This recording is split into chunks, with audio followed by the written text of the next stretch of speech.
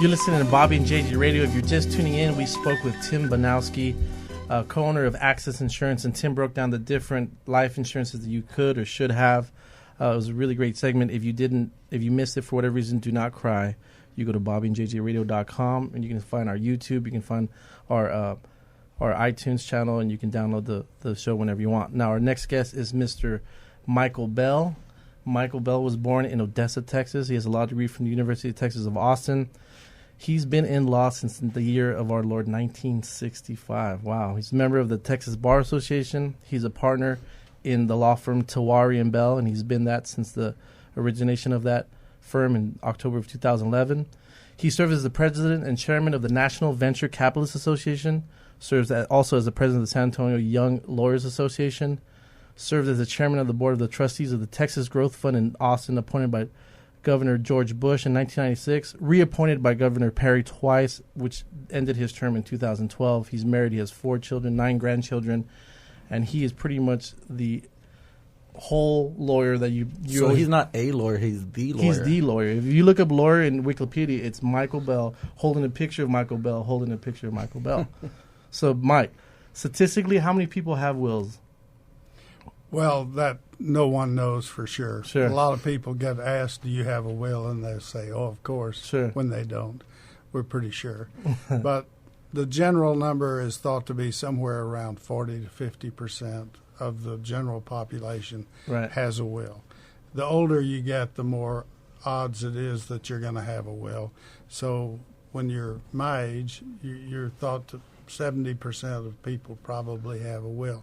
They've accumulated a family, they've accumulated property, they've accumulated experience, and they've decumulated years of life ahead. Sure. So they probably have decided they need a will. A little while ago, Bobby said he was going to live forever. Well, that's an example of a common view of young people, is they Sure. think they're going to live forever, so they don't need a will.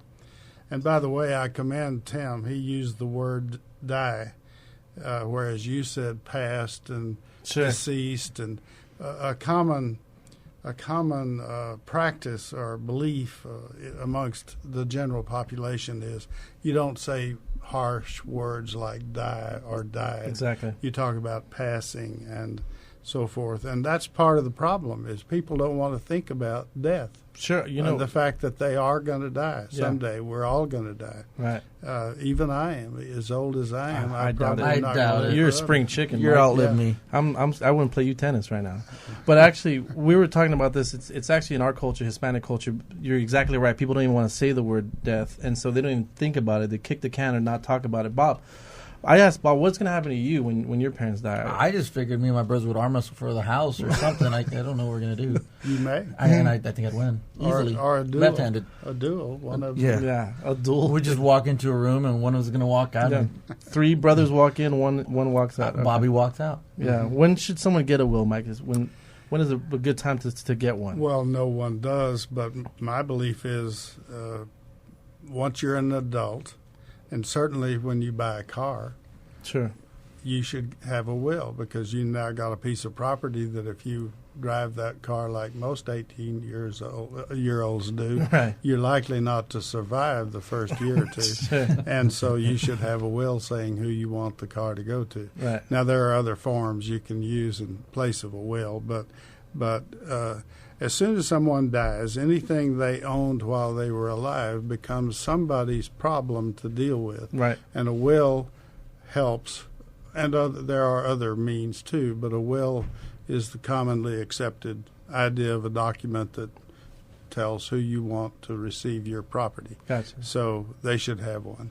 Other things might be mortgage or military deployment. We were talking in the green when you said that. It's probably some other things that... Well, a mortgage usually has all of its own terms, and it's outside of the will, actually. Sure. It's a contract between you and the lender. Right. And you have a commitment to pay that lender back, but it's not part of the will, sure. per se.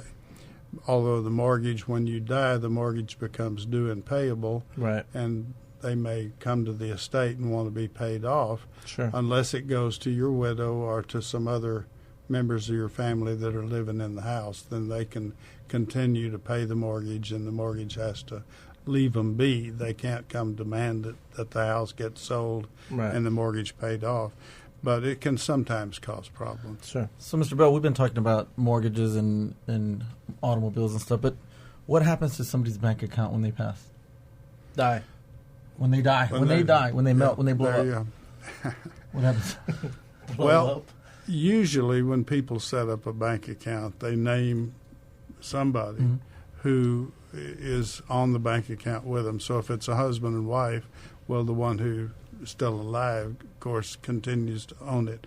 But if a person has a bank account and they're the only one whose name is on it, that becomes part of their estate, and that's something that a will would be directed at. Another thing you can do is you can, when you set the bank account up or the credit union account or a brokerage account, you can name somebody to be pay on death or transfer on death, so that when you die, it automatically becomes theirs. So if JJ put my name on his, which he wouldn't do, I'm if sure. he did, I would be responsible for his insufficient funds, or No, whatever. No, you're just named to get whatever's in that bank account when JJ dies, and you I go to dinner. You can't kill him.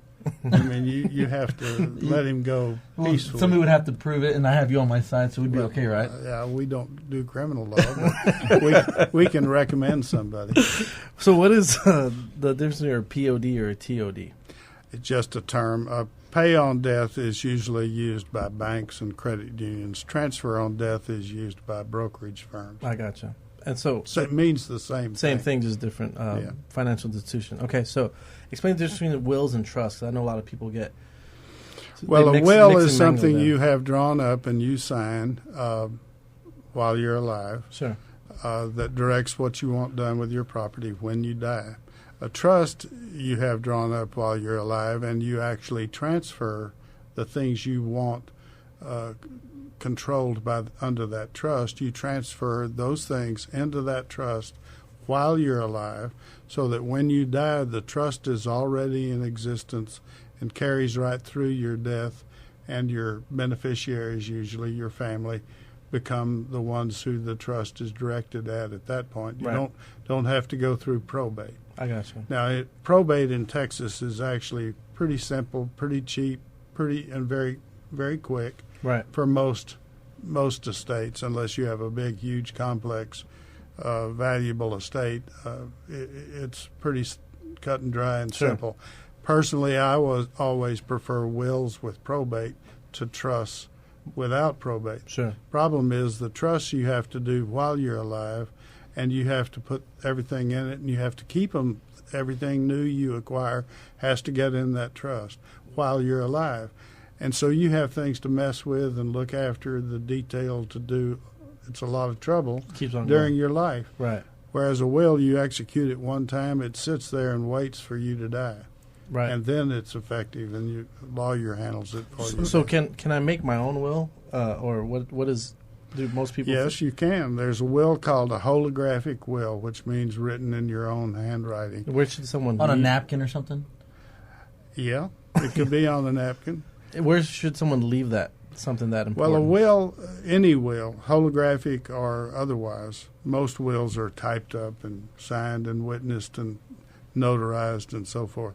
But any will ought to be put somewhere safe, and where someone, likely your spouse or the person you named as executor, knows where to look for it. Sure. You might put it with your important papers like birth certificate, wedding certificate, passport, etc.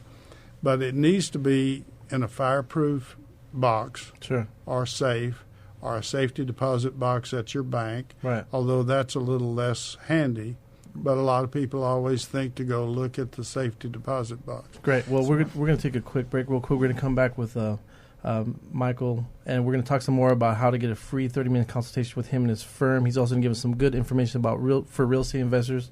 The Lady Bird deed is what we're going to talk about. We're going to take a quick break, talk to Adam Hetrick. You can find us on Instagram, YouTube, MySpace. No, not MySpace, but everything besides MySpace. We're looking at BobbyandJJRadio.com. Give us a quick break. Be right back.